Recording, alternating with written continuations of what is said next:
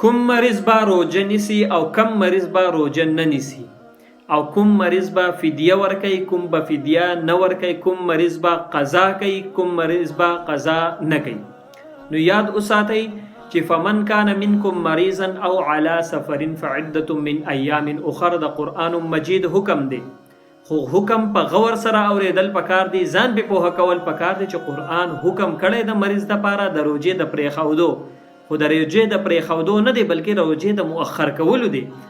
بس په رمضان کې بیماری وس په الحال روژې منیسه چې کله رمضان تیر شي ته صحت دی راغې په رمضان کې دنه یو کروستی او چې کله ته صحت راغې روغ شوې نو حاله بیا ته روژې نیسه.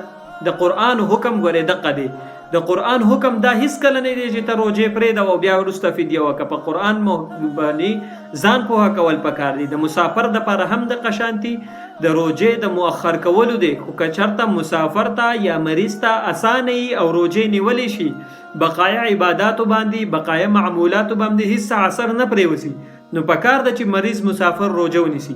اوس د مریض دوه قسمه دي، یو مریض هغه دی چې د هغه مریض دائمی دی، دا مرض به د ختمیږي نه، یعنی ضعیف العمر دی، بالکل ضعیف دی او د صحت یاب کېدو د سره امید نشته، نو دغه کس دا مریض به روژې نه نیسي. دا که نه نشي نیولی نو دی به څه کوي؟ دی به بیا وروسته فدیه ورکوي.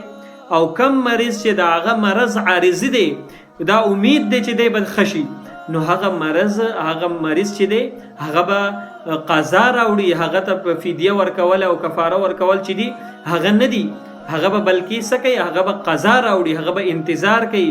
فمن کان منکم مریضا او علی سفر فعدة من ایام اخر، دا ګوره حکم دی چې روژې دی مؤخر کی وروسته دی ونیسي. دا حکم هر کله نه دی چې لکه دی خپلې روژې پرېږدي، د پرېښودو حکم په یو ځای کې هم نشته. صحیح ده؟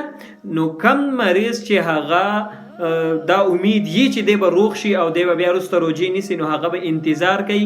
او اکثر تاسو به داسې لیدلي چې مریض بالکل د مرګ په حالت باندې پروت وي، مریض د مرګ په حالت باندې پروت وي او هغه راپاسي او بیا ګرځي خپل منځ اودس کوي. نو په دغه صورت کې که تاسو فدیه مخکې ورکړي نو بیا فدیه کافي نه ده، بیا به قضا واپس راوړي. دغه خبره دا تفصیل دا پدې کې یاد وساتئ. مریض دایمي دی نو هغه بیا داسې ده چې فدیه دی ورکړي.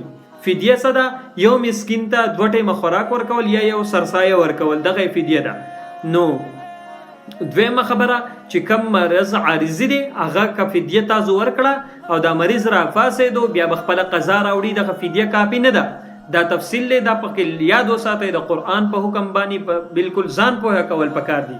د قرآن بل حکم یرید الله بكم اليسر ولا يريد بكم العسر، الله تعالی ستاسو دپاره اسانی خوښوي، مشکلات نه خوښوي. نو تاسو چې دا اسانی دا ده چې که ته مرض دی عارضي دی نو بیا څه وکړه؟ انتظار وکړه چې کله ته روغ شې صحتیاب شې خپلې روژې ونیسه. او مرض دی دایمي دی بس بیا فدیه ورکړه. صحیح شو چې په دې خبرو باندې ځان پوهه کول پکار دي.